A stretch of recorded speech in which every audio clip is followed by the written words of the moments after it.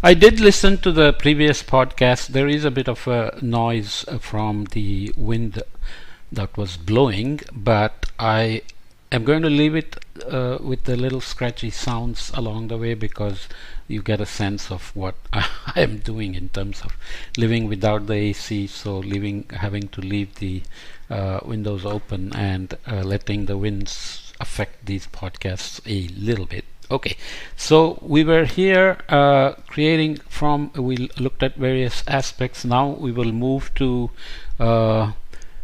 stakeholder involvement being an important dimension of any institutional setup. So unless people know that they are made to be a part of this process, they may not trust the process at all. Agency, as they say, it is important. The willingness, ability, and the opportunity to act on what affects them coming down from the top in terms of adaptation. It's critical at each stage of the adaptation and resilience process, including strategy design, so identifying available options and contributing to assessment and prioritization, making sure that the concerns and priorities of various groups are given due consideration. Secondly, implementation. Since the adaptation and resilience strategy will be largely implemented by private actors, stakeholder involvement is very critical. Monitoring and evaluation, particularly by flagging unintended side effects. This is very critical. You force people to adapt, change, move, do various things which may cost them financially, and then it ends up having unintended side effect, like let's say you force a farmer to switch crops and then it actually turns out to be worse than what they were doing before.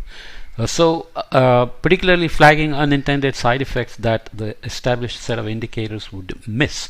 For example, an adaptation and resilience strategy may have unintended negative impacts on housing affordability.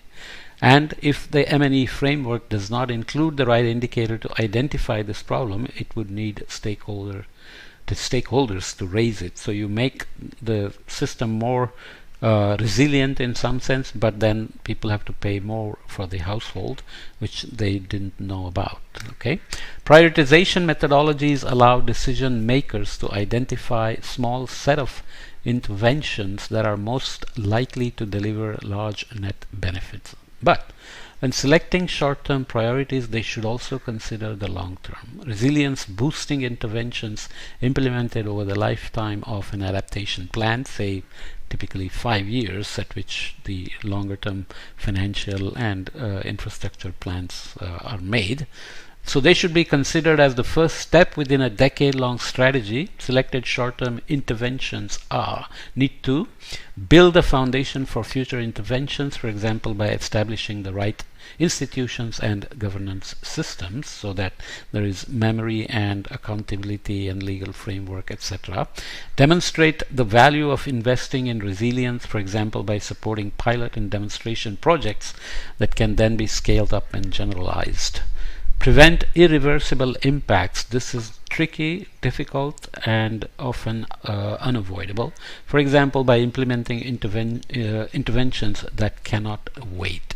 Not always possible if you make people move away from, let's say, coastline because of a projected risk of sea level rise, and then can you bring them back if this projection turns out to be wrong? Because sea level at global scale is one thing, but at a very local scale of, let's say, the coast of Mumbai can be tricky, especially because it's not just the global warming, there are other dynamics which will determine the distribution of sea level changes, just like temperature changes. Okay, then in the meantime, let's look at a long toolbox that is a toolbox K, tools to prioritize adaptation and resilience interventions. Cost benefit analysis, net present value, and rate of return are important. One traditional approach to selecting projects is using a cost benefit analysis to calculate the NPV, benefit cost ratio, or internal rate of return of various options to select the best ones. There's always the opportunity cost to worry about as well. A standard cost benefit analysis would simply take the discounted sums of the costs and benefits over the project's lifetime. So again, discounting is always a critical aspect of decision making for investments into the future. or investments made now that are meant for future benefits. Okay, so a standard cost benefit analysis would simply take the discounted sums of the costs and benefits over the project's lifetime and calculate either the net present value as the benefits minus the costs. Benefits are discounted for the future, or the benefit cost ratio as the benefits divided by the costs. So you can see that this is not a very unique approach. If the net present value is larger than zero, then the project delivers net benefits and is economically beneficial, even though people making the investments may not be around to enjoy the benefits. The choice of the discount rate row and the pricing of non-market impacts, for example, when a project reduces mortality or morbidity, are complex questions that are well treated elsewhere, so you can read this Tyne et al. 2001 paper for that.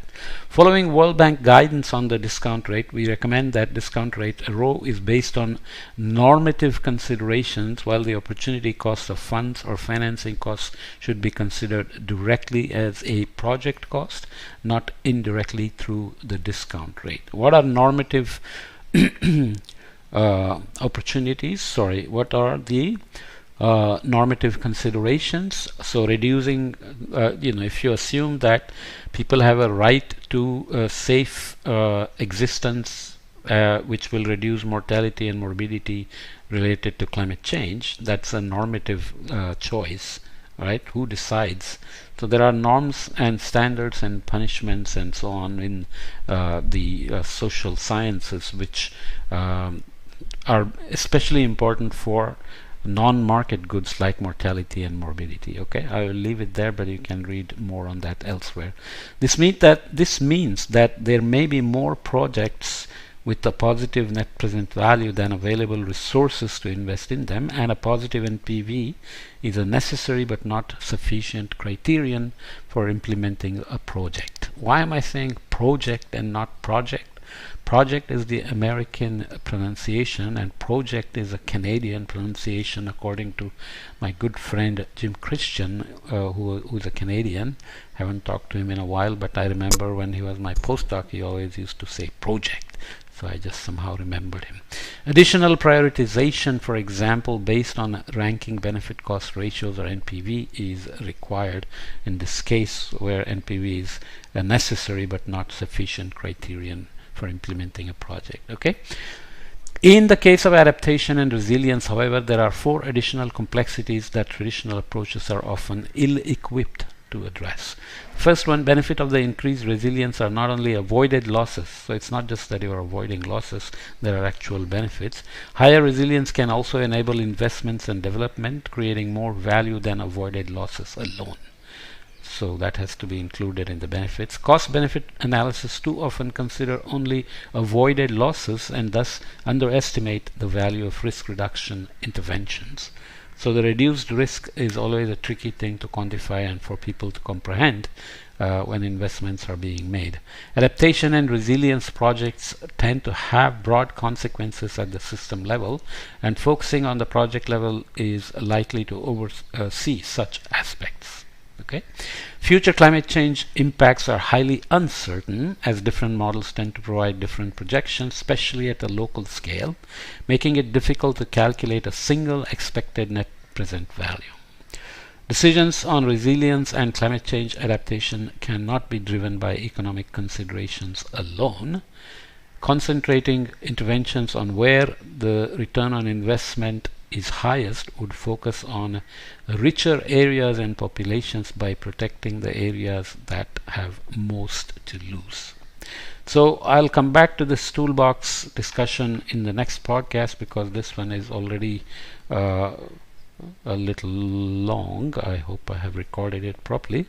Well, it's not that long, it's 10 minutes. Nonetheless, let's come back and discuss the quantitative empirical relations in the toolbox in the next podcast. Okay.